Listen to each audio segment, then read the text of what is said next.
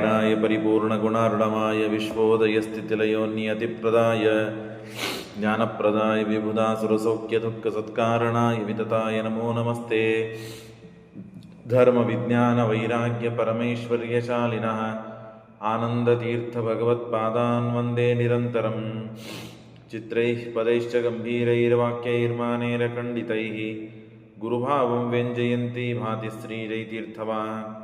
नौमिन्याय सुधाधिकृज्जयमुनीन् श्रीपादराट्सन्मणीन् व्यासार्यान् विविधागमाब्धिविहरान् श्रीवादिराजानपि वन्दे हंसवरान् रघुत्तमगुरून् वैदद्यवारानिधीन् श्रीसत्यव्रतराघवेन्द्रमुनिपान् सद्बोधसध्यानपान् विद्यायां विबुधाचार्यं वेदज्ञानाब्धिचन्दिरं दुर्मतध्वान्तमार्तण्डं सत्यध्यानमुनिं भरे। सत्याभिज्ञकराब्जोत्थान् पञ्चाशद्वर्षपूजकान् सत्यप्रमोदतीर्थार्यान् नौमिन्याय सुधारतान्। शास्त्रेषु पारदर्श्वानं शास्त्रज्ञेषु च वत्सलं दीनभक्तोद्धारकरं सत्यात्मानं गुरुं भजे। विद्यापीठविधातारं विद्यावारिधिचन्दिरं विद्यार्थिवत्सलं वन्दे महामहिमसद्गुरुम्। आपादमौलिपर्यन्तं गुरूणाम् आकृतिं स्मरेत् तेन विघ्नाः प्रणश्यन्ति सिद्ध्यन्ति च मनोरथाः। ಶ್ರೀಗುರುಭ್ಯೋ ನಮಃ ಹರಿ ಓಂ. ಶ್ರೀಮನ್ಮಹಾಭಾರತ ತಾತ್ಪರ್ಯ ನಿರ್ಣಯದಲ್ಲಿ 18 ಅಧ್ಯಾಯಗಳು ಮುಗಿದು ಹೋಗಿವೆ. 18ನೇ ಅಧ್ಯಾಯ ಕೊನೆಯ ಭಾಗದಲ್ಲಿ ನಾನು ನಿನ್ನೆ ಹೇಳಿದಂತೆ 17ನೇ ಅಧ್ಯಾಯದಲ್ಲಿ ದೇವರ ಅಸ್ತಿತ್ವವನ್ನು, ದೇವರ ಸರ್ವೋತ್ತಮತ್ವವನ್ನು, ದೇವರ ಸ್ವಾತಂತ್ರ್ಯವನ್ನು, ದೇವರ ಅಚಿಂತ್ಯ ಅನಂತ ಶಕ್ತಿ ಸಂಪನ್ನವಾದಂತಹ ಯಾವ ವಿಶ್ವರೂಪವಿದೆಯೋ ಅದನ್ನು ತೋರಿಸಿ ಭಗವಂತ ನಾನು ಯಾರು ಅಂತನ್ನೋದನ್ನು ತಿಳಿಸಿಕೊಟ್ಟ. ಅದೇ ರೀತಿಯಾಗಿ ರುಕ್ಮಿಣೀ ದೇವ ವಿಶ್ವರೂಪವನ್ನೂ ತೋರಿಸಿದ ಭೀಷ್ಮಕರಾಜನಿಗೆ. ಹಾಗಾಗಿ ಕೃಷ್ಣ ಮತ್ತು ರುಕ್ಮಿಣಿ ಯಾರು ಅಂತನ್ನೋದನ್ನು ಜಗತ್ತಿಗೆ ಎಲ್ಲ ತಿಳಿಸಿಕೊಟ್ಟಿದ್ದಾನೆ ಭಗವಂತ. ಸರ್ವೋತ್ತಮನಾದ ಭಗವಂತ, ಲಕ್ಷ್ಮೀದೇವಿ. ಈ 18ನೇ ಅಧ್ಯಾಯದಲ್ಲಿ ಜೀವೋತ್ತಮರಾದ ಶುದ್ಧ ಭಾಗವತ ಧರ್ಮದಲ್ಲಿ ನಿರತರಾದಂತಹವರು ಭೀಮಸೇನ ದೇವರು ಹಾಗೂ ದ್ರೌಪದಿ ದೇವಿ ಅಂತನೋ ವಿಷಯವನ್ನು ಎರಡನ್ನು ಕಳೆದ ಅಧ್ಯಾಯದಲ್ಲಿ ಈ 18ನೇ ಅಧ್ಯಾಯದಲ್ಲಿ ಹೇಳಿ ನಮಗೆ ಮಹೋಪಕಾರವನ್ನು ಮಾಡಿ, ದ್ರೌಪದಿ ದೇವಿ ಅತ್ಯಂತ ನಿರ್ದುಷ್ಟಳು, ಅವಳ ಸ್ವರೂಪ ಏನು, ಅವಳ ಹುಟ್ಟು ಏನು, ಅವರಲ್ಲಿ ಯಾರಿದ್ರು, ಏನು ವರಶಾಪಗಳಿದ್ವು, ಅತ್ಯಂತ ಸುವ್ಯವಸ್ಥಿತವಾಗಿ ನಿರ್ಣಯವನ್ನು ಮಾಡಿಕೊಟ್ಟಿದ್ದಾರೆ ಶ್ರೀಮದಾನಂದ ತೀರ್ಥ ಭಗವತ್ಪಾದಾಚಾರ್ಯರು. ಇದನ್ನು ನಾವೆಲ್ಲ ಕೇಳಿ ತಿಳಿದಿದ್ದೇವೆ. ಇದಷ್ಟಕ್ಕೆ ಬಿಡಬಾರದು. ಅದನ್ನು ಮತ್ತೆ ವಿಡಿಯೋಗಳನ್ನು ನೋಡಿ ಅದನ್ನು ಮತ್ತೆ ಪುನಃ ಮನನ ಮಾಡಬೇಕು. ಅಂದಾಗಲೇ ಅದರ ಅರ್ಥವಾಗ್ತದೆ. ಇಲ್ಲದೇ ಇದರ ಅರ್ಥವಾಗುವುದು ಬಹಳ ಕಷ್ಟ ಇದೆ. ಕೊನೆಗೆ ಈ ಭೀಮಾರ್ಜುನರ ಹಾಗೂ ಧರ್ಮರಾಜನ ಪರಾಕ್ರಮವನ್ನು ಕಂಡು, ಅವರ ಗುಣಗಳನ್ನು ಕಂಡು ಮೆಚ್ಚಿ ಧೃತರಾಷ್ಟ್ರ ತಾನು ಯುವರಾಜ ಪಟ್ಟವನ್ನು ಕೊಟ್ಟಿದ್ದಾನೆ, ಪಟ್ಟಾಭಿಷೇಕವನ್ನು ಮಾಡಿದ್ದಾನೆ ಧರ್ಮರಾಜನಿಗೆ. ಮಾಡಿದಾಗ ಎಲ್ಲ ಕಡೆ ಇದ್ದ ರಾಜರು ಈ ಭೀಮಾರ್ಜುನರ ಬಲವನ್ನು ಕಂಡು ಕಪ್ಪು ಕಾಣಿಕೆಯನ್ನು, ಕರವನ್ನು ತಂದು ರಾಜ್ಯಕ್ಕೆ ಚೆಲ್ಲಿದ್ದಾರೆ. ಆ ಧೃತರಾಷ್ಟ್ರನಿಗೆ ತಂದು ಒಪ್ಪಿಸಿದ್ದಾರೆ. ಅಷ್ಟು ಪರಾಕ್ರಮಶಾಲಿಗಳು. ಇದನ್ನೆಲ್ಲ ನೋಡಿ ದುರ್ಯೋಧನನಿಗೆ ಬಹಳ ಸಮಸ್ಯೆ ಆಯಿತು. ನಾನು ಸ್ವಂತ ಮಗ ಇದ್ದೇನೆ, ಧೃತರಾಷ್ಟ್ರನ ನಮ್ಮಪ್ಪ, ನನಗೆ ರಾಜ್ಯವನ್ನು ಕಟ್ಟುವುದು ಬಿಟ್ಟು, ನನಗೆ ಪಟ್ಟಾಭಿಷೇಕವನ್ನು ಮಾಡೋದು ಬಿಟ್ಟು ನನ್ನ ಕಾಕನ ಮಕ್ಕಳಿಗೆ, ಅವ್ರು ಹೌಲ್ಲೋ ಇಲ್ಲೋ ಗೊತ್ತಿಲ್ಲ ನಮಗೆ, ಅಂಥವರಿಗೆ ಪಟ್ಟವನ್ನು ಕಟ್ಟಿದ್ದಾನೆ, ಯುವರಾಜ ಪಟ್ಟವನ್ನು ಅಂತ ಹೇಳಿ ಬಹಳ ಸಮಸ್ಯೆ ಮಾಡಿಕೊಂಡು ತಾನು ತನ್ನ ಮಾಮ ಆದಂತಹ ಶಕುನಿಯನ್ನು ಹೋಗಿ ಕೇಳ್ತಾನೆ. ಏನು ಸ್ವಾಮಿ ಇದು, ಇಷ್ಟು ನಮಗೆ ಅವಸ್ಥೆ ಬಂತ? ಪಾಂಡವರಿಗೆ ಇನ್ನ ಮೇಲೆ ರಾಜ್ಯ, ನಮಗೆ ರಾಜ್ಯ ಇಲ್ಲ ಅಂತ ಆಯ್ತಾ? ಹಾಗೆ ಮಾಡಿಬಿಟ್ಟ ನಮ್ಮ ಅಪ್ಪ. ಏನು ಮಾಡಬೇಕು? ನಾಸ್ತಿಕ್ಯ ನೀತಿ ಮತುಲಾಂ ಗುರುದೇವತಾದಿ ಸದ್ವೈವ ಜಗರ್ಹುರ್ ಧೃತರಾಷ್ಟ್ರಪುತ್ರ.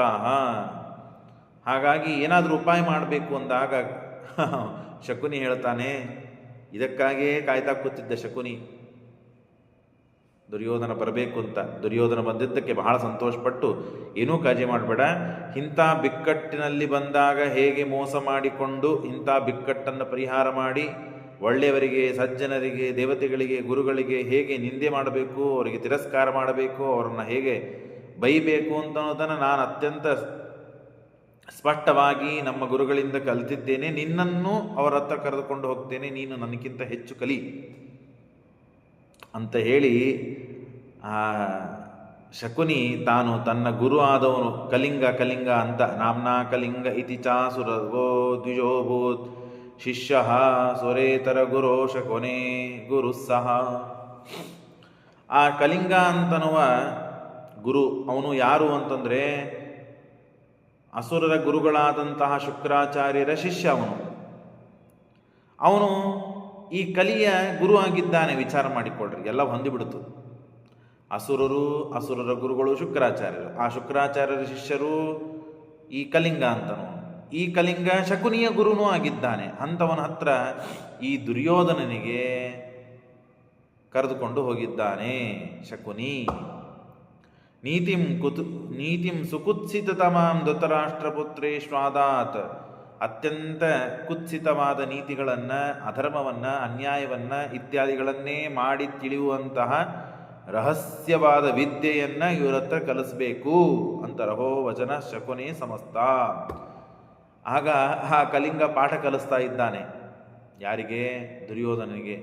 ಇಂಥ ಪ್ರಸಂಗಗಳು ಬಂದಾಗ ಹೇಗೆ ಇದರಿಂದ ಹೊರಗಡೆ ಬರಬೇಕು, ಹೇಗೆ ಪಾರಾಗಬೇಕು ಅಂತನ್ನುವುದನ್ನು. ಛದ್ಮೇವ ಯತ್ರ ಪರಮಂ ನ ಸುರಾಶ್ಚ ಪೂಜ್ಯಾಹ. ನೋಡ್ರಪ್ಪ, ಯಾವಾಗಲೂ ಮೋಸ ಮಾಡಬೇಕು. ಛದ್ಮೈವ ಯತ್ರ ಪರಮಂ, ಪರಮವಾದ ಧರ್ಮ ಅಂದರೆ ಮೋಸ. ಸತ್ಯ ಅಲ್ಲ, ನೀತಿ ಅಲ್ಲ, ನ್ಯಾಯ ಅಲ್ಲ, ಯಾವುದೂ ಧರ್ಮ ಅಲ್ಲ. ಮೋಸನೇ ಇದು ಧರ್ಮ, ಮೋಸನೇ ಇದು ಧರ್ಮ. ಮತ್ತು ನ ಸುರಾಶ್ಚ ಪೂಜ್ಯಾಹ, ಯಾವ ದೇವತೆಗಳನ್ನು ಪೂಜೆ ಮಾಡಬಾರದು, ನಮಸ್ಕಾರ ಮಾಡಬಾರದು. ಸ್ವಾರ್ಥೇನ ವಂಚನ ಕೃತೆ, ಎಲ್ಲರಿಗೆ ಮೋಸ ಮಾಡಬೇಕು. ಯಾಕೆ? ಸ್ವಾರ್ಥಕ್ಕಾಗಿ, ನಮ್ಮ ಸಲುವಾಗಿ. ನಾನು ಹಾಗೆ ಮಾಡ್ತೇನೆ, ನಾನು ಹೀಗೆ ಮಾಡ್ತೇನೆ, ನನ್ನ ನಂಬರಿ, ನನ್ನ ಮೇಲೆ ವಿಶ್ವಾಸ ಇಡ್ರಿ ಅಂತೆಲ್ಲರನ್ನು ಒಪ್ಪಿಸಬೇಕು. ಭಾರಿ ಅವ್ರನ್ನ ಜೈ ಜೈಕಾರ ಹಾಕಬೇಕು, ಅವ್ರನ್ನ ಸ್ತೋತ್ರ ಮಾಡಬೇಕು. ಸ್ತೋತ್ರ ಮಾಡಿ ಅವ್ರನ್ನ ವಶಪಡಿಸಿಕೊಂಡು ನಮ್ಮ ಕೆಲಸ ಮಾಡುವತನ ಮಾತ್ರ ಅವ್ರ ಜೊತೆಗೆ ಇಡಬೇಕು. ಆಮೇಲೆ ಮುಗೀತು, ಅವ್ರನ್ನ ಕೈ ಬಿಟ್ಟು ಅವ್ರನ್ನ ಝಾಡಿಸಿ ಒಗೆದು ಬಿಡಬೇಕು. ಇದು ಪರಮ ಧರ್ಮ. ಇದು ಹೀಗೆ ಮಾಡಬೇಕು ಅಂತ ಶಕುನಿ ಗುರು ದುರ್ಯೋಧನನಿಗೆ ಕಲಿಸ್ತಾ ಇದ್ದಾನೆ, ಹೇಳ್ತಾ ಇದ್ದಾನೆ. ಸ್ವಾರ್ಥೇನ ವಂಚನ ಕೃತೆ ಜಗತೋಖಿಲಂಚ. ಹಾಗಾಗಿ ಮ್ಯೂಟ್ ಮಾಡ್ರಿ, ಮ್ಯೂಟ್. ಹಾಗಾಗಿ ಎಲ್ಲ ಜಗತ್ತಿನಲ್ಲಿಯೂ ಸ್ವಾರ್ಥ ಅಂತನೋದು ಅತ್ಯಂತ ಪ್ರಧಾನವಾದದ್ದು. ಅದನ್ನೇ ಮಾಡಬೇಕು. ಮತ್ತು ಸ್ವಾರ್ಥಕ್ಕಾಗಿ ಧರ್ಮವನ್ನು ಮಾಡಬೇಕು, ಸ್ವಾರ್ಥಕ್ಕಾಗಿ ದೇವರ ಪೂಜೆ ಮಾಡಬೇಕು, ಸ್ವಾರ್ಥಕ್ಕಾಗಿ ಅನ್ನದಾನ ಮಾಡಬೇಕು, ಸ್ವಾರ್ಥಕ್ಕಾಗಿ ವಿದ್ಯಾದಾನ ಮಾಡಬೇಕು. ಎಲ್ಲವೂ ಸ್ವಾರ್ಥಕ್ಕಾಗಿ ಮಾಡಬೇಕು.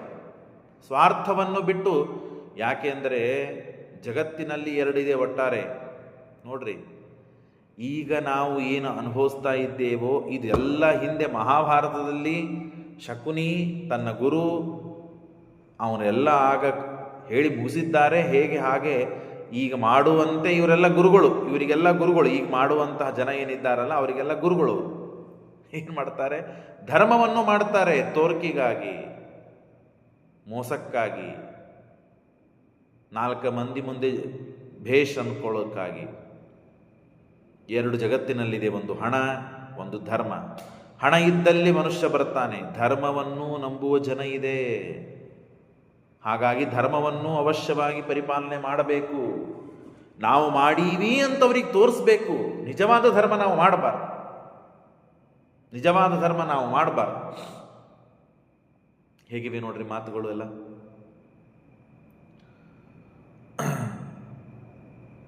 ಧರ್ಮವನ್ನು ಮಾಡಬೇಕು, ಮಾಡಿದಂತೆ ತೋರಿಸಬೇಕು. ಹೋಮ ಮಾಡಬೇಕು, ದೇವರ ಪೂಜೆ ಮಾಡಬೇಕು, ಪಾಠ ಕೇಳಬೇಕು, ಪ್ರವಚನ ಮಾಡಬೇಕು, ಅನ್ನದಾನ ಮಾಡಬೇಕು, ವಿದ್ಯಾದಾನ ಮಾಡಬೇಕು, ಎಲ್ಲ ಮಾಡಬೇಕು. ಸಾರ್ಥಕ್ಕಾಗಿ ಮಾಡಬೇಕು. ಯಾವುದೂ ಪರೋಪಕಾರಕ ಅಲ್ಲ, ದೇವರು ಪ್ರೀತನಾಗಬೇಕು ಅಂತಲ್ಲ. ಬ್ರಾಹ್ಮಣ ಅಂತರ್ಯಾಮಿಯಾದ ಭಗವಂತ ಸಂತುಷ್ಟನಾಗಿ ನಮಗೆ ಅನುಗ್ರಹ ಮಾಡಬೇಕು ಅಂತಲ್ಲ, ತೋರಿಕೆಗಾಗಿ, ಮೋಸಕ್ಕಾಗಿ, ವಂಚನೆಗಾಗಿ, ಅವರನ್ನು ವಶಪಡಿಸಿಕೊಳ್ಳಕ್ಕಾಗಿ ಮಾಡಬೇಕಿದನ್ನೆಲ್ಲ. ಬ್ರಾಹ್ಮಣ ಬಡವ ಇರ್ತಾನೆ, ಅವನಿಗೆ ಬೇಕಾದದನ್ನು ಕೊಡಬೇಕು, ಅವನು ವಶ ಮಾಡ್ಕೋಬೇಕು. ಚಲೋ ವಿದ್ಯಾವಂತನಿದ್ದಾನೆ, ಬುದ್ಧಿವಂತನಿದ್ದಾನೆ, ಚಲೋ ಮಂತ್ರಗಂತ್ರಗಳನ್ನೆಲ್ಲ ಕಲ್ತಿದ್ದಾನೆ, ಹಾಗಾಗಿ ಅವನ ವೀಕ್ ಪಾಯಿಂಟ್ ಏನು? ಬಡವ. ಬ್ರಾಹ್ಮಣ ಅಂದಮೇಲೆ ಬಡವ ಇರ್ತಾನೆ, ಹಾಗಾಗಿ ಅವನಿಗೆ ದಕ್ಷಿಣ ದಾನ ಧರ್ಮ ಕೊಡಬೇಕು, ಅವನು ವಶ ಮಾಡ್ಕೋಬೇಕು, ನಾವೇನಂತೀವೆಲ್ಲ ಮಾಡ್ತಾನೆ, ಹೀಗೆಲ್ಲ ಮಾಡ್ಕೋಬೇಕು ನಾವು ಅಂತ ಕಲಿಸ್ಕೊಡ್ತಾ ಇದ್ದಾರೆ. ಧರ್ಮಾಧಿಕಾರ್ಯಮಪಿ ಎಷ್ಟ ಮಹೋಪದಿಸ್ಯಾತ್, ಒಂದು ನಿಮಿತ್ತಕ್ಕಾಗಿ ಧರ್ಮವನ್ನು ಮಾಡಬೇಕು, ಮೋಸಕ್ಕಾಗೇನೆ, ಮತ್ತು ಬೇರೆ ಯಾವುದಕ್ಕೂ ಅಲ್ಲ. ಸಮಾಜದಲ್ಲಿ ಎಲ್ಲ ಕಡೆಗೆ ಇದು ಇದೆಲ್ಲ ಕಡೆಗೆ ನಡೀತಾ ಇದೆ, ಹಿಂದೆ ನಡೆದಿದ್ದೇ ಮತ್ತೆ ನಡೀತಾ ಇದೆ. ಪೂಜೆ ಮಾಡ್ತಾರೆ, ಹೋಮ ಮಾಡ್ತಾರೆ, ಹವನ ಮಾಡ್ತಾರೆ, ಅನ್ನದಾನ ಮಾಡ್ತಾರೆ. ಇವೆಲ್ಲ ಇದಕ್ಕೆಪ್ಪ? ಭಕ್ತಿ ಶ್ರದ್ಧೆಯಿಂದ ಅಲ್ಲ, ಮನಸ್ಸಿನಿಂದಲ್ಲ. ವಿಷ್ಣು ಪ್ರೇರಣೆ, ವಿಷ್ಣು ಪ್ರೀತ್ಯರ್ಥಂ, ಭಗವಂತ ಸಂತೋಷ ಪಡಲಿ, ಭಗವಂತ ಪ್ರೀತನಾಗಲಿ ಇತ್ಯಾದಿಗಳು ಯಾವುದು ಇಲ್ಲೇ ಇಲ್ಲ ಉದ್ದೇಶ. ಕೇವಲ ನನ್ನ ಕಡೆ ರೊಕ್ಕಿದೆ, ನಾನು ಮಾಡಬೇಕು, ಮಾಡಿದ್ದೇನೆ ಅಷ್ಟೇ. ಅದರಿಂದ ಏನು ಭಾರಿ ಮಾಡಿದ್ರಿ ನೀವು ಅಂತ ಹೇಳಿ ನೋಡಿದವರೆಲ್ಲ ಇವರು ವಶಕ್ಕೆ ಬರಬೇಕು.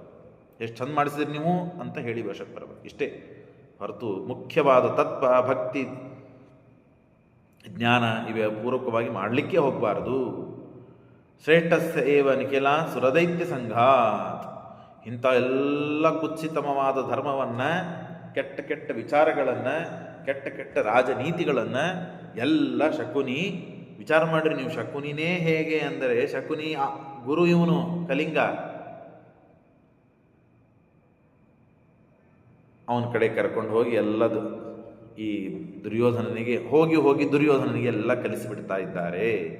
ಇದನ್ನೆಲ್ಲ ಧೃತರಾಷ್ಟ್ರನಿಗೆ ಗೊತ್ತೇ ಇಲ್ಲ, ಈ ಪಾಠವನ್ನು ಕಲಿತಾ ಇದ್ದಾನೆ ದುರ್ಯೋಧನ ಅಂತನ್ನೋದನ್ನು ಗೊತ್ತೇ ಇಲ್ಲ, ಏನೂ ಗೊತ್ತಿಲ್ಲ. ಇತ್ಯಾದಿ ಕುತ್ಸಿತಮಾಂ ಜಗೃಹುಸ್ಮ ವಿದ್ಯಾಂ ಅಜ್ಞಾತ ಏವ ಧೃತರಾಷ್ಟ್ರ ಮುಖೈ ಸಮಸ್ತೈ. ಎಲ್ಲ ಧೃತರಾಷ್ಟ್ರರು, ಧಾತರಾಷ್ಟ್ರರು ಆ ವಿದ್ಯೆಯನ್ನು ಕಲ್ತಿದ್ದು ಸ್ವಯಂ ಧೃತರಾಷ್ಟ್ರನಿಗೆ ಅಜ್ಞಾತ, ಗೊತ್ತಿಲ್ಲ.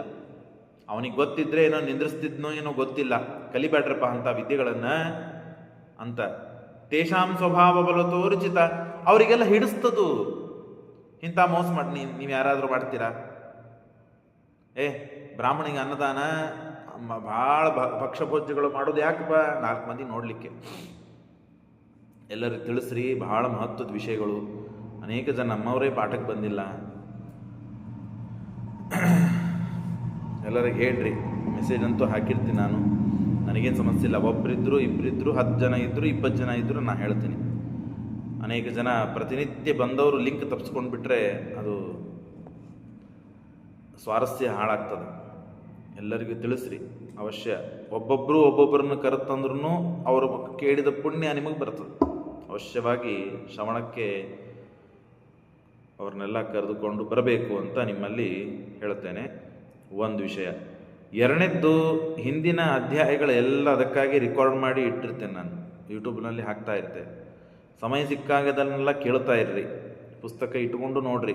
ಯಾರಿಗೆ ಪುಸ್ತಕಗಳು ಇವೆ, ಹೆಚ್ಚಿನ ಅಧ್ಯಯನ ಮಾಡುವ ದೀಕ್ಷೆ ಇದೆ, ಅವರು ಅವಶ್ಯವಾಗಿ ಇದನ್ನು ಮಾಡ್ರಿ, ಹೆಚ್ಚಿನ ಲಾಭ ಆಗ್ತದೆ. ಇಷ್ಟು ಅವನೆಲ್ಲ ಹೇಳಿದಾಗ ಅವರಿಗೆಲ್ಲ ಭಾಳ ಹಿಡಿಸ್ತಂತೆ, ಭಾಳ ರುಚಿ ಅಂತ ಅನಿಸ್ತಂತೆ. ಸಮಸ್ಯೆ ಇಂಥವೆಲ್ಲ ಕಲಿಬಾರ್ದು ಅಂತ ಅನಿಸ್ಲೇ ಇಲ್ಲ. ಅವ್ರ ಸ್ವಭಾವನೇ ಅಂಥದ್ದು. ಹಾಗಾಗಿ ಎಲ್ಲ ಅಧರ್ಮಗಳು ರುಚಿಸ್ಬಿಡ್ತು ಅವ್ರಿಗೆ, ಏನೂ ಸಮಸ್ಯೆನೇ ಆಗಲಿಲ್ಲ. ತೇಷಾಂ ಸ್ವಭಾವ ಬಲತೋರ್ಜಿತ ಹಿ ತೇಷಾಂ, ಸ್ವಭಾವನೆ ಹಾಗಿತ್ತು, ಹಾಗಾಗಿ ಎಲ್ಲವೂ ರುಚಿಸ್ಬಿಡ್ತು ಅವರಿಗೆ. ಇಷ್ಟೆಲ್ಲ ಆದ ಮೇಲೆ ಕಲಿತು ಬಂದಿದ್ದಾನೆ. ದೃಷ್ಟ್ವಾ ಶ್ರಿಯಂ ಪರಮಿಕಾಂ ವಿಜಯಂ ಚ ಆರ್ಥ್ವೇಶ್ವಿ. ಈ ಎಲ್ಲ ವಿಜಯ, ಮಹೋತ್ಸವ, ರಾಜ್ಯ, ವೈಭವ, ಸಿಂಹಾಸನ, ಕೂಡುದು ಏಳುದು ಅದನ್ನು ನೋಡಿ ದುರ್ಯೋಧನ ಎಲ್ಲ ಹೊಟ್ಟಿ ಉರಿದು ಬಿಡ್ತು. ಭೀಮಾರ್ಜುನರ ಆ ವೈಭವ, ಆ ಐಶ್ವರ್ಯ, ಆ ಕೀರ್ತಿ, ಆ ಜಯ ಜಯಕಾರ, ಆ ಘೋಷಣೆಗಳು, ಆತಿಥ್ಯ, ಮರ್ಯಾದ, ಬರುವುದು ಹೋಗುವುದು, ಇದನ್ನೆಲ್ಲ ನೋಡಿ ಹೊಟ್ಟಿ ಉರಿತವನಿಗೆ. ಬಂದು ನೇರವಾಗಿ ತನ್ನ ಅಪ್ಪನ ಮುಂದೆ ಕೂತು ಈ ಮಾತನ್ನು ಹೇಳ್ತಾನೆ. ಅಪ್ಪ ನೀನು ರಾಜ್ಯವನ್ನು ಅವ್ರಿಗೆ ಕೊಟ್ಟು ನಾವೆಲ್ಲ ರಾಜ್ಯಕ್ಕೆ ಯೋಗ್ಯರಲ್ಲ ಅಂತ ಅವ್ರಿಗೆ ಕೊಟ್ಟಿಯೋ ಹೇಗೆ ನಿನ್ನ ವಿಚಾರ ಹೇಗಿತ್ತು, ನಿನ್ನ ಅಭಿಪ್ರಾಯ ಏನು? ನಾವೆಲ್ಲ ಥೇಬ್ರಿದ್ದೀವ, ನಮಗೇನು ರಾಜ್ಯವನ್ನು ಕೊಟ್ಟರೆ ನಮಗೆ ಆಳ್ಲಿಕ್ಕಾಗಲಿಲ್ಲ, ಸ್ವಯಂತ ನಾನು ನಿನ್ನ ಮಗ ಇದ್ದೇನೆ, ನನ್ನನ್ನು ಬಿಟ್ಟು ಅವ್ರಿಗೆ ಹೇಗೆ ಕೊಟ್ಟಿ ನೀನು ಅಂತ ನೇರವಾಗಿ ತಂದೆಗೆ ಪ್ರಶ್ನೆ ಮಾಡ್ತಾ ಇದ್ದಾನೆ. ಹಾಗಾಗಿ ದೃಷ್ಟ್ವಾಶ್ರಯಂ ಜ್ಯೇಷ್ಠಸ್ಯ ತೇಪಿ ನ ವಯಂ ಹೃದಯ ಪ್ರಜಾತಾನ್ ಆಹೃತ್ವಮೇವ ಗಮಿತಾ ಭವತೇವ ರಾಜ್ಯೆ. ಅಷ್ಟೇ ಅಲ್ಲದೇನೆ ಅವರು ನಿನ್ನ ತಮ್ಮನ ಮಕ್ಕಳು. ತಮ್ಮನ ಮಕ್ಕಳು ಅಂದ್ರೇನು? ತಮ್ಮನ ಹೆಂಡತಿಯಲ್ಲಿ ಹುಟ್ಟಿದ ಮಕ್ಕಳು, ತಮ್ಮನ ಮಕ್ಕಳು ಅಲ್ಲವರು. ತಮ್ಮ ಯಾವಾಗೂ ಸತ್ತು ಹೋಗ್ಬಿಟ್ಟಿದ್ದಾನೆ ನೋಡ್ರಿ. ಅವನಲ್ಲಿ ಇಂಥ ದುಷ್ಟ ವಿಚಾರಗಳಿವೆ, ಅಪಶಬ್ದಗಳಿವೆ, ಏನೇನೋ ಮಾತನಾಡ್ತಾ ಇದ್ದಾನೆ, ಅಬದ್ಧ. ವೇದವ್ಯಾಸ ದೇವರು ಬಂದು ಅವತ್ತು ರಾಜ್ಯದ ಒಳಗೆ ಕಾಲಿಡಿಸಿದ್ದಕ್ಕೆ ಗಪ್ಪ ಕೂತವನು, ಇಲ್ಲದೆ ರಾಜ್ಯದ ಒಳಗೆ ಬರಬೇಕಾದಾಗಲೇ ಈ ಮಾತುಗಳನ್ನು ಹೇಳಿದೆಲ್ಲ ತಡದ ದುಷ್ಟ ಮೂರ್ಖ ಅವನು. ಧೃತರಾಷ್ಟ್ರ ಮಗನಾದ ದುರ್ಯೋಧನ ಸ್ವಯಂ ಅವನಿಗೆ ಸಮಸ್ಯೆ ಇತ್ತು, ಇದೆಲ್ಲ ಮುಂದೆ ನೋಡಿದ್ದು ವಿಚಾರ ಮಾಡಿದ್ದವ. ಹಾಗಾಗಿ ಅವನು ಈ ಎಲ್ಲ ಮಾತುಗಳನ್ನು ಕೇಳಿಕೊಂಡು ಈ ಎಲ್ಲ ಮಾತುಗಳ ವಿಚಾರ ಮಾಡಿ ಅವತ್ತೇ ಬೇಡಂದಿದ್ದ. ವೇದವ್ಯಾಸ ದೇವರು ಪ್ರಕಟ ಆಕಾಶವಾಣಿಯನ್ನು ತಿರಸ್ಕಾರ ಮಾಡಿದಂಥ ಮಹಾನುಭಾವ ದುರ್ಯೋಧನ. ವೇದವ್ಯಾಸ ದೇವರು ಬಂದು ಕೈ ಹಿಡಿದು ಒಳಗೆ ಕರ್ಕೊಂಡು ಹೋದರು. ಅವತ್ತು ಕೇಳಿದ್ದೀರಿ ನೀವು ಹಿಂದಕ್ಕೆ. ಮ್ಯೂಟ್ ಮಾಡ್ರಿ.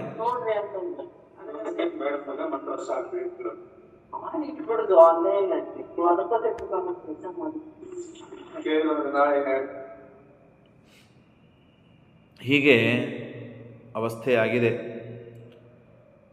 ಆಗ ಅವನಿಗೆ ಕೇಳಿದ್ದಾನೆ.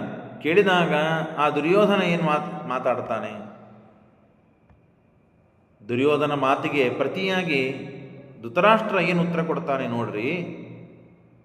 ಅಷ್ಟೇ ಅಲ್ಲದೇನೆ ಮತ್ತೊಂದೆರಡು ಮಾತುಗಳನ್ನು ಹೇಳ್ತಾನೆ. ನೀನೇನೋ ಅವರಿಗೆ ರಾಜ್ಯವನ್ನು ಕೊಟ್ಟು ಅವರೇ ರಾಜ್ಯ ಆಳ್ತಾರೆ, ಅವರ ಮಕ್ಕಳು ರಾಜ್ಯ ಆಳ್ತಾರೆ, ನಮ್ಮ ಗತಿ ಏನು? ನಾವೆಲ್ಲ ದಾಸರಾಗ್ತೇವೆ ಅವರಿಗೆ. ಅವ್ರು ಏನು ಹೇಳ್ತಾರೋ ಅದನ್ನೆಲ್ಲ ಕೇಳ್ತಾ ಕೊಡ್ಬೇಕು ನಾವು. ನಮಗೆ ಗತಿ ಇಲ್ಲ, ನಮ್ಮ ವೈಭವ ಕಳ್ಕೊಳ್ತೇವೆ, ನಮಗೇನು ಮರ್ಯಾದೆ ಇಲ್ಲ, ಇದು ಸಮಸ್ಯೆ ನಮಗೆ. ಅರ್ಥ ಆಯ್ತಾ ಅಂತ ಮಾತನಾಡ್ತಾ ಇದ್ದಾನೆ. ದಾಸಾಭವೇಮ ನಿಜ ತಂತು ಬಿರೇವ ಸಾಕಂ ಕುಂತಿ ಸುತಸ್ಯ ಪರತೋಪಿ ತದನ್ವಯಸ್ಯ. ಅವರ ಅನ್ವಯದ ಅವರ ವಂಶದಲ್ಲಿ ಬಂದವರೆಲ್ಲ ರಾಜ್ಯ ಆಳ್ತಾನೆ ಹೋಗ್ತಾರೆ, ರಾಜರಾಗ್ತಾನೆ ಹೋಗ್ತಾರೆ, ನಾವೆಲ್ಲ ಹಾಗೆ ದಾಸರಾಗ್ತಾ ಕೊಡ್ತೇವೆ. ಇದನ್ನು ವಿಚಾರ ಮಾಡಲಿಲ್ಲ ನೀನು ಅಂತ ಬೈತಾನೆ. ನಾತ್ಮಾರ್ಥ, ನನ್ನ ಸಲುವಾಗಿ ನಾ ಹೇಳ್ಕೊಳ್ತಾ ಇಲ್ಲ ಅಪ್ಪ. ಇದು ನೀನು ನನಗೆ ರಾಜ್ಯ ಕೊಟ್ಟಿಲ್ಲ. ಹೇಗೆ ಅಪ್ಪನನ್ನು ವಶ ಮಾಡಿಕೊಳ್ತಾನೆ? ಅವನು ಧೃತರಾಷ್ಟ್ರನು ಪೂರ್ಣ ಕಲ್ಯಾವೇಶ ಯುಕ್ತ. ಹಾಗಾಗಿ ಅವನ ಮನಸ್ಸಿನಲ್ಲಿ ಏನೇನಿರುತ್ತದೆ ಅವನ್ನೆಲ್ಲ ಹೊರಗೆ ಹಾಕ್ತಾನೀಗ. ಆಗ ದುರ್ಯೋಧನ ಮತ್ತೊಂದು ಮಾತು ಹೇಳ್ತಾನೆ. ಇದು ನನ್ನ ಸಲುವಾಗಿ ಹೇಳ್ತಾ ಇದ್ದೇನೆ, ಸ್ವಾರ್ಥದ ಸಲುವಾಗಿ ಹೇಳ್ತಾ ಇದ್ದೇನೆ ಅಂತಲ್ಲ. ಸ್ವಾರ್ಥನೇ ಯದ್ಯಪಿ, ಆದರೆ ಅದು ಸ್ವಾರ್ಥ ಅಲ್ಲ ಅಂದ ಸಮಾಜಕ್ಕೆ ತಂದೆಗೆ ಪ್ರತಿಬಿಂಬಿಸ್ತಾನೆ. ಯಾಕೆ? ಕಲಿಂಗನಿಂದ ಕಲಿತು ಬಂದಿದ್ದಾನೆ ಆ ವಿದ್ಯೆಗಳನ್ನೆಲ್ಲ. ಹೀಗೆಲ್ಲ ಮಾಡ್ತಾರೆ ನೋಡ್ರಿ ಯಾರ್ಯಾರು, ಅವರೆಲ್ಲ ದುರ್ಯೋಧನ ಆವೇಶಯುಕ್ತರು ಅಥವಾ ಸ್ವಯಂ ದುರ್ಯೋಧನರೇ ಅಂತ ಹೇಳ್ತಾರೆ ಶಾಸ್ತ್ರದಲ್ಲಿ. ನನಗೆ ಯದ್ಯಪಿ ಇದು ಇಚ್ಛೆ ಇಲ್ಲ, ನಾನು ರಾಜ್ಯದಲ್ಲಿ ಕೂಡಬೇಕು, ನನ್ನ ಸ್ವಾರ್ಥಕ್ಕಾಗಿ ಎಲ್ಲ ನಿನ್ನ ಸಲುವಾಗಿ ವಿಚಾರ ಮಾಡ್ತಾ ಇದ್ದೇನಪ್ಪ ನಾನು. ಯಾಕೆ? ನೀನು ಅತ್ಯಂತ ಶುದ್ಧ ಸ್ವಭಾವದವನು, ಶುದ್ಧ ಕೀರ್ತಿ ಉಳ್ಳವನು, ಲೋಕದಲ್ಲಿ ಚಲೋ ನೀನು ಹೆಸರು ಗಳಿಸಿದವನು. ತನ್ನ ಮಕ್ಕಳಿಗೆ ಬಿಟ್ಟು ತನ್ನ ತಮ್ಮನ ಮಕ್ಕಳು ಅಂತ ಸುಮ್ಮನೆ ಅಂದುಕೊಂಡು ಬಂದವರಿಗೆ ರಾಜ್ಯವನ್ನು ಕೊಟ್ಟು ಬಿಟ್ಟು ಅವನಿಗೆ ಅಷ್ಟು ವಿಚಾರ ಮಾಡೋ ಶಕ್ತಿ ಇದ್ದಿದ್ದಿಲ್ವ ಅವನಿಗೆ? ಅಂತ ಸಮಾಜ ನಿನ್ನ ಬಗ್ಗೆ ಅಪಹಾಸ ಮಾಡ್ತದೆ, ನಿನ್ನ ಕೀರ್ತಿಯನ್ನು ಹಾಳು ಮಾಡ್ತದೆ. ವಿಚಾರ ಮಾಡು ಅಪ್ಪ ಅಂತ ಹೇಳ್ತಾನೆ. ನಾತ್ಮಾರ್ಥಮಸ್ತಿ ಮಮ ದುಃಖ ಮತಾತಿ ಶುದ್ಧ ಲೋಕಸ್ ಪ್ರಸಿದ್ಧ ಯಶಸ್ಸಸ್ತವ ಕೀರ್ತಿನಾಶ. ನಿನ್ನ ಕೀರ್ತಿನಾಶ ಆಗ್ತದಪ್ಪ, ಅದರ ಸಲುವಾಗಿ ನಾನು ಇಷ್ಟೆಲ್ಲ ಓದಾಡ್ತಾ ಇದ್ದದ್ದು, ಸಮಸ್ಯೆ ಮಾಡಿಕೊಂಡಿದ್ದು. ಹೇಗಿವೆ ನೋಡ್ರಿ, ತನಗೆ ಸಿಕ್ಕಿರಬೇಕು, ಸಿಕ್ಕದೇ ಇದ್ದ ಕಾರಣವನ್ನು ಹೊರಗೆ ಹಾಕಿರಬೇಕು, ಅವನನ್ನು ಬ್ಲ್ಯಾಕ್ ಮೇಲ್ ಮಾಡಿಕೊಂಡಿರಬೇಕು, ಅವನನ್ನು ವಶಪಡಿಸಿಕೊಂಡಿರಬೇಕು. ಹಾಗೆ ಮಾತುಗಳನ್ನೆಲ್ಲ ಮಾತನಾಡ್ತಾ ಇದ್ದಾನೆ ದುರ್ಯೋಧನ. ಇಷ್ಟೆಲ್ಲ ಆಗಿ ಇಷ್ಟೆಲ್ಲ ನಾನು ತಿಳುವಳಿಕೆ ಹೇಳಿ ತಿಳಿಸಿದರೂ ನೀನು ನನಗೇನಾರಾದರೂ ರಾಜ್ಯ ಕೊಡಲಿಲ್ಲ ಅಂತಾದರೆ ನಾವೆಲ್ಲರೂ ಕೂಡ ಸರ್ವೇಪಿ ಇಚ್ಛಾಮ ಮರ್ತುಂ, ನಾವೆಲ್ಲರೂ 100 ಜನ ಸತ್ತು ಹೋಗ್ಬಿಡ್ತೇವೆ. ಏನು ಮಾಡಬೇಕು? ದಾಸರಾಗಿ ನಾವಿರೋದಂತೂ ಸಾಧ್ಯ ಇಲ್ಲಪ್ಪ. ಅವ್ರು ಹೇಳಿದ ಕೆಲಸಗಳನ್ನು ಹೇಳಿ ಅದನ್ನು ನಾವು ಪರಿಪಾಲನೆ ಮಾಡ್ಕೋತಿರೋಣ, ನಮಗಂತೂ ಆಗೋದಿಲ್ಲ, ನಾವು ಸತ್ತು ಹೋಗ್ತೇವೆ. ನೀವು ಆರಾಮಾಗಿ ಭೀಮಾರ್ಜುನರ ಜೊತೆಗೆ, ನಿಮ್ಮ ಧರ್ಮರಾಜನ ಜೊತೆಗೆ, ಧರ್ಮಣ್ಣನ ಜೊತೆಗೆ ಆರಾಮಾಗಿ ರಾಜ್ಯದಲ್ಲಿ ನೀಡಿಡು, ನಾವಿರಾಗಿಲ್ಲ, ನಾವು ಸತ್ತು ಹೋಗ್ತೇವೆ ಅಂತಾನೆ. ಇಷ್ಟು ಮಾತುಗಳೇ, ಹಾಗೆಲ್ಲ ಮಾಡಬೇಡ, ತಡಿ ತಡಿ ತಡಿ ಅಂತ ಹೇಳಿ ದುರ್ಯೋಧನ ಸಮಾಧಾನ ಮಾಡ್ಲಿಕ್ಕೆ ಬರುತ್ತಾನೆ. ಏವಂ ಸ್ವಪುತ್ರ ವಚನಂ ಸ ನಿಶಮ್ಯ ರಾಜ. ದುರ್ಯೋಧನನ ಮಾತನ್ನು ಕೇಳಿ ಧೃತರಾಷ್ಟ್ರ ಪ್ರೋವಾಚ ಮಾತನಾಡ್ತಾನೆ. ಏನಂತ? ನಾನು ಗುಣಮೇತದ ಅಹೋ ಮನಸ್ತೆ. ಅಲ್ಲಪ್ಪ, ವಿಚಾರ ಮಾಡು ದುರ್ಯೋಧನ, ಯಾರು ಇಷ್ಟು ಗುಣವಂತರಾದ, ಬುದ್ಧಿವಂತರಾದ, ಜ್ಞಾನವಂತರಾದ, ಬಲವಂತರಾದಂತಹ ಪಾಂಡುರಾಜನ ಮಕ್ಕಳನ್ನು ದೂರ ಹೇಗಿರ್ಲಿಕ್ಕೆ ಸಾಧ್ಯ, ಹೇಗೆ ಮಾಡ್ಲಿಕ್ಕೆ ಸಾಧ್ಯ ಹೇಳು ನೋಡೋಣ. ಗುಣವಂತರನ್ನು ಯಾರು ದೂರ ಮಾಡ್ತಾರೆ? ನಾನು ಗುಣ ಮಹತೋ ಮಹನ ಮನಸ್ತೆ ಕೋನಾಮ ಪಾಂಡುತನಗೇಶು ಗುಣೋತ್ತಮೇಶು ಪ್ರೀತಿಂ. ಇಂಥ ಗುಣೋತ್ತಮರಾದ, ಬುದ್ಧಿವಂತರಾದ, ಧರ್ಮಶೀಲರಾದ, ಬಲಿಷ್ಠರಾದ ಮಕ್ಕಳನ್ನು ನೋಡಿ ಯಾರು ಪ್ರೀತಿ ಮಾಡುವುದಿಲ್ಲ, ಯಾರು ಇವರನ್ನು ದೂರ ಸರಿಸ್ತಾರಪ್ಪ. ಅಷ್ಟು ಗುಣವಂತರಾಗಿದ್ದಾರೆ ಪಾಂಡುರಾಜನ ಮಕ್ಕಳು. ಅವರನ್ನು ನೋಡಿದರೆ ಯಾರಿಗೆ ಪ್ರೀತಿ ಬರೋದಿಲ್ಲ? ಹಾಗಾಗಿ ನಾನು ಇವರನ್ನು ದೂರ ಮಾಡುವುದು ಬಹಳ ಕಷ್ಟ ಇದೆ. ಕೋನಾಮ ಪಾಂಡುತನಗೇಶು ಗುಣೋತ್ತಮೇಶು ಪ್ರೀತಿಂ ನಯಾತಿ ನಿಜ ವೀರ್ಯ ಭವೋಚ್ಚಯೇಶು. ಸ್ವಾಭಾವಿಕವಾಗಿ ಅವರಲ್ಲಿ ಒಳ್ಳೆತನ ಇದೆ, ಸ್ವಾಭಾವಿಕವಾಗಿ ಈಗ ಕೆಲವು ಗುಣಗಳು ನಮ್ಮಲ್ಲಿ ಇರೋದಿಲ್ಲ. ಆ ಗುಣಗಳನ್ನು, ಗುಣವಂತರಾದವರನ್ನು ನೋಡಿ ನಾವು ಮಾಡಬೇಕಪ್ಪ ಏಕಾದಶಿ, ನಾವು ಈ ವ್ರತಗಳನ್ನು ಮಾಡಬೇಕಪ್ಪ, ಅವರು ಅಷ್ಟು ದೊಡ್ಡ ದಾನವನ್ನು ಮಾಡಿದ್ದಾರೆ, ಅಷ್ಟಾಗದೇ ಇದ್ದರೂ ಏನಾದರೂ ನಮ್ಮ ಯೋಗ್ಯತಾನುಸಾರವಾಗಿ ನಾವು ಅನ್ನದಾನನೋ, ವಿದ್ಯಾದಾನನೋ, ಹಣದಾನನೋ, ಏನೋ ಒಂದು ದ್ರವ್ಯದಾನನೋ ಮಾಡಬೇಕಪ್ಪ. ನಾವು ಅವರು ದಿವಸ ಪಾಠ ಕೇಳ್ತಾರೆ, ಕಲಿತಾರೆ, ನಾವು ಪಾಠ ಕಲಿಬೇಕಪ್ಪ. ನಮ್ಮಲ್ಲಿ ಇಲ್ಲದೇ ಇದ್ದದ್ದನ್ನು, ಇನ್ನೊಬ್ಬರಲ್ಲಿ ಇದ್ದದ್ದನ್ನು ನೋಡಿ ನಾವು ಕಲಿಯುವ ಪ್ರಸಂಗ ಇದೆ. ಅವರಲ್ಲಿ ಆ ಗುಣಗಳೆಲ್ಲ ಸ್ವಾಭಾವಿಕವಾಗಿ ಬಂದದ್ದು, ಅವರು ಕಲಿತದ್ದಲ್ಲೇ ಎಲ್ಲ. ಅಂಥ ಗುಣವಂತರವರು ಭೀಮಾರ್ಜುನರು, ಪಾಂಡವರು ಅಂದ ಮೇಲೆ ಅಂಥವರಲ್ಲಿ ಯಾಕೆ ಪ್ರೀತಿ ಬರುವುದಿಲ್ಲ? ಯಾಕೆ ಅವರನ್ನು ದೂರ ಮಾಡಬೇಕು ಹೇಳು ನೋಡೋಣ. ಹಾಗಾಗಿ ಅವರಷ್ಟೇ ಅಲ್ಲದೇನೆ ಬಲವಂತರ ವಿರೋಧವನ್ನು ಮಾಡಬಾರದಪ್ಪ ನಾವು. ಕ್ಷೇಮ ಅಲ್ಲ, ಕ್ಷೇಮಾಯನೋ ಭವತಿವೋ ಬಲವದ್ವಿರೋಧ ತಸ್ಮಾತ್ ಕ್ಷಮಂ ವ್ರಜಶುಭಾಯ ಕುಲಸ್ಯ ತಾತ. ಅವರ ಮೇಲೆ ದ್ವೇಷ ಬಿಟ್ಟುಬಿಡು, ಅವರು ಬಲವಂತರು, ಗುಣವಂತರು. ಹಾಗಾಗಿ ಅವರ ಬಗ್ಗೆ ನಾವು ಅಸಮಾಧಾನ, ಅಸೂಯೆ, ಮಾತ್ಸರ್ಯಗಳನ್ನು ಮಾಡಿಕೊಂಡು ಅವರನ್ನು ದ್ವೇಷ ಮಾಡಿದರೆ ನಮಗೆ ಒಳ್ಳೆಯದಾಗುವುದಿಲ್ಲ. ಅಷ್ಟೇ ಅಲ್ಲದೇನೆ ಅವರು ನಿನಗೆ ಏನು ತೊಂದರೆ ಕೊಟ್ಟಿದ್ದಾರಪ್ಪ ಮಹಾರಾಯ? ದುರ್ಯೋಧನಿಗೆ ಹೇಳ್ತಾ ಇದ್ದಾನೆ, ಏನು ತೊಂದರೆ ಕೊಟ್ಟಿದ್ದಾರೆ? ಬೇಕಾದಷ್ಟು ಹಣ ಸಂಪತ್ತನ್ನು ಊರಿನಿಂದ ಊರು ತಂದು ನಿಮಗೆ ಚೆಲ್ತಾ ಇದ್ದಾರೆ. ಬೇರೆ ಬೇರೆ ಊರುಗಳಲ್ಲಿ ಹೋಗಿ ನೀ ಏನು ಹೇಳಿಲ್ಲ, ನಾ ಏನು ಹೇಳಿಲ್ಲ, ಬೇರೆ ಕಡೆಗೆಲ್ಲ ಹೋಗ್ತಾರೆ, ರಾಜರುಗಳನ್ನೆಲ್ಲ ಸೋಲಿಸ್ತಾರೆ, ಅಲ್ಲಿದ್ದ ಸಂಪತ್ತನ್ನು ತೊಗೊಂಬರ್ತಾರೆ. ಅವ್ರ ಮನೆಯಲ್ಲಿ ಇಟ್ಕೋಬೋದಾಗಿತ್ತು, ರಾಜ್ಯಕ್ಕೆ ತಂದು ನನಗೆ ಒಪ್ಪಿಸ್ತಾರೆ. ನಾವು ಆರಾಮಾಗಿ ತಿಂದು ಉಂಡು ಗಟ್ಟುಮುಟ್ಟಾಗಿ ಇರೋಣ. ನೀ ಅಂತೂ ಎಂದೂ ಹೊರಗೆ ಹೋದವಲ್ಲ, ಯಾರ ಜೊತೆ ಯುದ್ಧ ಆಡಿದವನಲ್ಲ, ಹಣ ತಂದು ಹಾಕಿದವನಲ್ಲ, ಎಂದೂ ಪಲ್ಯಕಾಯಿ ತಂದಿಲ್ಲ, ಇಡ್ಲಿ ಚೀಲ ತಂದಿಲ್ಲ, ಏನೂ ಮಾಡಿಲ್ಲ. ತೊಗೊಂಬರೋರು ಇದ್ದಾರೆ, ಆರಾಮ್ ಊಟ ಮಾಡ್ಕೋತ ಮನೆಗೆ ಇರಬಾರ್ದ ನೀನು? ಯಾಕೆ ಸಮಸ್ಯೆ ಮಾಡ್ಕೊಂಡಿದ್ದಿ ಅಂತ ಧೃತರಾಷ್ಟ್ರ ಹೇಳ್ತಾ ಇದ್ದಾನೆ ದುರ್ಯೋಧನಿಗೆ.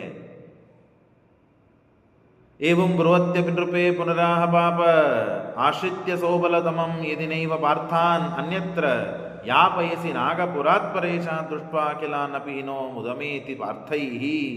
ಇಷ್ಟೆಲ್ಲ ಹೇಳಿದ್ರು ಅವನು ದುರ್ಯೋಧನನಿಗೆ, ಇವರನ್ನು ಒಟ್ಟು ಹೊರಗೆ ಹಾಕಬೇಕು, ರಾಜ್ಯ ನಾನು ಇಟ್ಕೋಬೇಕು, ನನ್ನ ವಶವಾಗಿ ಎಲ್ಲರೂ ಇರಬೇಕು, ನಾನು ಹೇಳಿದಂತೆ ಎಲ್ಲರೂ ಕೇಳಬೇಕು, ಎಲ್ಲ ಕಡೆಗೆ ಅಧರ್ಮ ನಡಿಬೇಕು, ಪಾಪ ನಡಿಬೇಕು. ಇದೇ ಒಂದು ಗುರಿ, ಉದ್ದೇಶ, ದುರಾಲೋಚನೆ.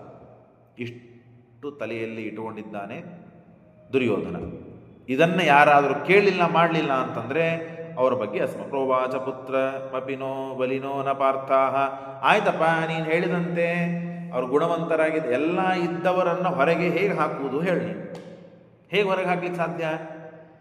ಯುದ್ಧ ಮಾಡಿ, ಅದು ಮಾಡಿ, ಇದು ಏನಾದರೂ ಮಾಡಿ ಹಾಕಬೇಕಲ್ಲ. ಹೇಗೆ? ಬಲವಂತರಾಗಿದ್ದಾರೆ, ಗುಣವಂತರಾಗಿದ್ದಾರೆ, ಅವರನ್ನೆಲ್ಲ ಹೊರಗೆ ಹಾಕೋದು ಹೇಗೆ ಅಂದಾಗ ಆ ದುರ್ಯೋಧನ ಹೇಳ್ತಾನೆ, ಅಪ್ಪ ನೀನೇನು ವಿಚಾರ ಮಾಡಬೇಡ, ನಾನೆಲ್ಲ ವಿಚಾರ ಮಾಡಿ ಇಟ್ಟಿದ್ದೇನೆ, ನೀನು ಅನುಮತಿ ಕೊಡು ಮಾತ್ರ ಸಾಕು, ನೀನು ಅನುಮತಿ ಕೊಟ್ಟರೆ ಸಾಕು, ನಾನು ಹೊರಗೆ ಹಾಕ್ತೇನೆ, ಏನು ಸಮಸ್ಯೆ ಇಲ್ಲ ನನಗೆ. ಯಾಕೆ ನೋಡು, ಒಟ್ಟಾರೆ ಗಟ್ಟಿಯಾದ ಪಕ್ಷ, ಅತ್ಯಂತ ಬಲಿಷ್ಠವಾದ ಪಕ್ಷ ಏನಂತ ಇರಬೇಕು ಅದೆಲ್ಲ ನಮ್ಮ ಪಕ್ಷದಲ್ಲೇನೇ ಇದೆ. ಬಲಿಷ್ಠವಾದ ಪಕ್ಷ ಇದೆಲ್ಲ ನಮ್ಮ ಪಕ್ಷದಲ್ಲೇನೇ ಇದೆ. ಯಾಕೆ? ಮೊದಲಿಗೆ ಯಾರು? ದ್ರೋಣಿ, ಅಶ್ವತ್ಥಾಮಾಚಾರ್ಯ. ದ್ರೋಣಿಹ್ರಿ ನಾಸ್ತಿದೃಶೋ ಬಲವಾನ್ ಪ್ರತಾಪಿ. ಅಶ್ವತ್ಥಾಮಾಚಾರ್ಯರಷ್ಟು ಬಲವಂತರು ಪ್ರತಾಪಶಾಲಿಗಳು ಜಗತ್ತಿನಲ್ಲಿ ಯಾರೂ ಇಲ್ಲ. ಅವರು ರುದ್ರದೇವರ ಅವತಾರ ಎಲ್ಲ ಗೊತ್ತಿದೆ ದುರ್ಯೋಧನನಿಗೆ. ಯಾರು ಜುಟ್ಟು ಏನು ಹಿಡಿದರೆ ಯಾರು ನಮ್ಮ ವಶ ಆಗ್ತಾರೆ ಅಂತ ಅನ್ನೋದು ಪೂರ್ಣವಾಗಿ ಗೊತ್ತಿದೆ ದುರ್ಯೋಧನನಿಗೆ. ಅವರನ್ನು ವಶಪಡಿಸ್ಕೊಳ್ಳೋಣ. ಮೊಟ್ಟ ಮೊದಲನೇದವರು ಯಾರು ಅಂದರೆ ಅಶ್ವತ್ಥಾಮಾಚಾರ್ಯರು. ಅವ್ರನ್ನ ಒಳ್ಳೆಯ ಹಾಲುಗಳನ್ನು ಕುಡಿಸಿ ವಶ ಮಾಡಿಕೊಂಡು ಬಿಟ್ಟಿದ್ದೇನೆ ನಾನು. ಅವತ್ತೇ ಅವರ ತಾಯಿ ಹಿಟ್ಟಿನ ಹಾಲನ್ನು ಕುಡಿಸಿದ್ಲು. ನಾನು ಹಾಲು ಕುಡಿದು ಬಂದೆ ಅಂತ ಅವನಂದ. ನೀ ಎಲ್ಲಿ ಹಾಲು ಕುಡಿತೀ, ಬಡತನ, ಬಾಯಿಲ್ಲಿ ಅಂತ ಹೇಳಿ ಅವತ್ತಿನ ದಿವಸ ಒಳ್ಳೆ ಭಾರಿ ಕ್ವಾಲಿಟಿಯಾದ ಹಾಲನ್ನು ಕುಡಿಸಿದ್ದೇನೆ. ಅವತ್ತೇ ನನ್ನ ಮೇಲೆ ಅವನಿಗೆ ಮನಸ್ಸು ಬಂದ ಆಗಿಬಿಟ್ಟಿದೆ. ಅವನಿಗೆ ಬೇಕಾದದ್ದೇನು? ಹಣ ಕೊಟ್ಟು ಬಿಡೋಣ, ನಮ್ಮ ಪಕ್ಷಕ್ಕೆ ಬರ್ತಾನೆ.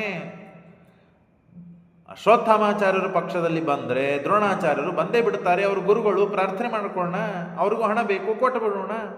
ಹೇಗಿದೆ ನೋಡ್ರಿ ವಿಚಾರಗಳೆಲ್ಲ. ದ್ರೋಣಿರ್ ಹೀನಾಸ್ತಿ ಸರಸೋ ಬಲವಾನ್ ಪ್ರತಾಪಿ ಸೋಹಂ ಸೋಯಂ ಮಯಾ ಬಹುವಿಧೈ ಪರಮೈರುಪ ಉಪಾಯೈ. ಬಹಳಷ್ಟು ಉಪಾಯಗಳನ್ನು ಮಾಡಿಕೊಂಡು ಅವರನ್ನು ನಾವು ವಶಪಡಿಕೊಂಡು ನಮ್ಮ ಪಕ್ಷದಲ್ಲಿ ಇಟ್ಟುಕೊಳ್ಳಿಕ್ಕೆ ಬರ್ತದೆ. ನೀತೋ ವಶಂ ವಶವತೋ ಮಾತುಲೇನ. ಅಷ್ಟೇ ಅಲ್ಲದೇನೆ ಅವರ ಮಾತುಲ ಮಾಮ ಯಾರು? ಕೃಪಾಚಾರ್ಯರು. ಆ ಕೃಪಾಚಾರ್ಯರು ಬಂದೇ ಬಿಡ್ತಾರೆ ವಶಕ್ಕೆ, ಏನು ಸಮಸ್ಯೆ ಇಲ್ಲ.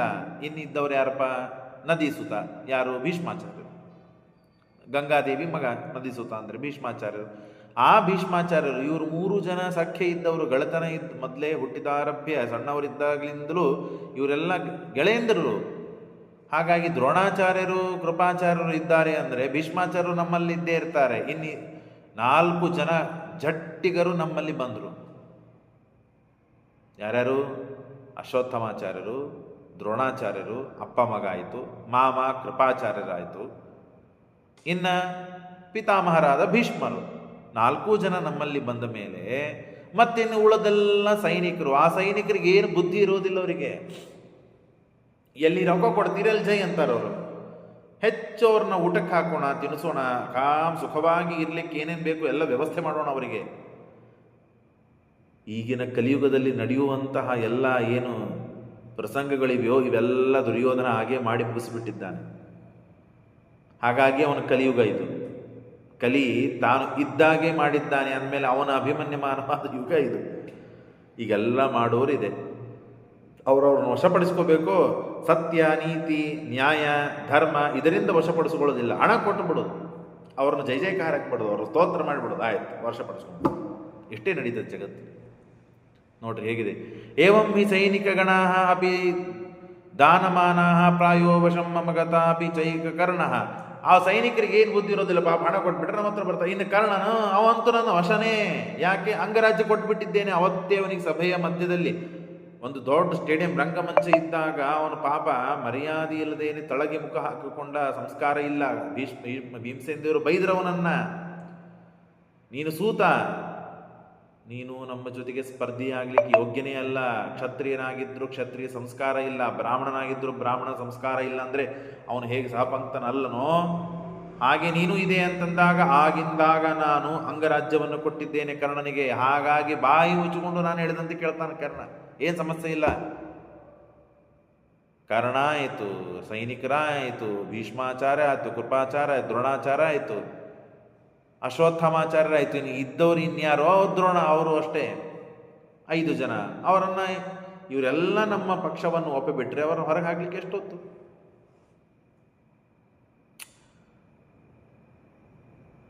ಮತ್ತು ಅಷ್ಟೇ ಅಲ್ಲದೇನೆ ದುರ್ವಾಸರು ನನಗೆ 3000 ಮಂತ್ರಗಳನ್ನು ಕೊಟ್ಟಿದ್ದಾರೆ. 30 ಪರಮಿಕಾಹ ಸುರ ದುರ್ಲಭಾಶ್ಚ ದುರ್ವಾಸಸೋ ಹಿ ಮನವೋದ್ಯ ಮಯಾ ಗೃಹೀತ. ಆ ಎಲ್ಲ ಮಂತ್ರಗಳನ್ನು ನಾನು ಪ್ರತಿನಿತ್ಯ ಬೆಳಗ್ಗೆ ಎದ್ದು ಜಪ ಮಾಡ್ತೇನೆ, ಅವೆಲ್ಲ ಫಲಿಸಿವೆ, ನನಗೆ ಏನಂತೇವೋ ಅವರ ಒಳಗೆ ಕೊಡ್ತವೆ. ಹಾಗಾಗ್ಲೇನೆ ಕೊನೆ ಹೊತ್ತಿಗೆ ಅವನು ಜಲಸ್ತಂಭ ವಿದ್ಯೆ ಅವನಿಗಿತ್ತು. ಹಾಗಾಗಿ ಅಲ್ಲಿ ಕೂತು ಮಂತ್ರ ಜಪ ಮಾಡಿ ಸತ್ತವ್ರನ್ನೆಲ್ಲ ಬದುಕಿಸುವ ವಿಚಾರ ಮಾಡಿದ್ದ. ಆಗ ಕೃಷ್ಣ ಭೀಮಸೇನ ದೇವರ ಮಾತನ್ನು ಕೇಳಿ ಮೇಲೆ ಬಂದು ಯುದ್ಧ ಮಾಡಿದ. ಕೊನೆಗೆ ಯಾರು ಬೇಕಪ್ಪ ಅವ್ರ ಜೊತೆನ, ನೀನು ಒಬ್ಬರನ್ನ ಸೋಲಿಸಿದ್ರೆ ಸಾಕು ರಾಜ್ಯ ಕೊಡ್ತೇವೆ ಅಂತ ಬಂದ. ಭೀಮಸೇನ ದೇವ್ರ ಜೊತೆ ಯುದ್ಧ ಆಡಿದ, ಕೊನೆಗೆ ಸತ್ತ. ಅಲ್ಲ ಮಾತು ಬೇರೆ. ಅಂದರೂ ದುಷ್ಟನಾಗಿದ್ದರೂ ಅವನು ಪ್ರತಿನಿತ್ಯ ಇಷ್ಟೆಲ್ಲ ಮಂತ್ರಗಳ ಜಪ ಮಾಡ್ತಾ ಇದ್ದ. ಆ ಮಂತ್ರಗಳೆಲ್ಲ ವಶ ಮಾಡಿಕೊಂಡಿದ್ದ. ಅದರಿಂದ ದುಷ್ಟ ಫಲಗಳನ್ನು ಪಡಿಲಿಕ್ಕೆ ಅವನಿಗೆ ಸಿದ್ಧಿ ಇತ್ತು. ಇಷ್ಟೆಲ್ಲ ಮಾತುಗಳನ್ನು ಹೇಳ್ತಾನೆ. ಹಾಗಾಗಿ ನಮಗೆ ಏನೂ ಸಮಸ್ಯೆ ಇಲ್ಲ ಅಪ್ಪ, ನೀನು ಹೂವನ್ನು ನೀನು ಮಾಡಿದ್ದು ಯಾಕೆ ಈ ತಪ್ಪು ಮಾಡಿದ್ದು ಹೇಳು. ನಾನು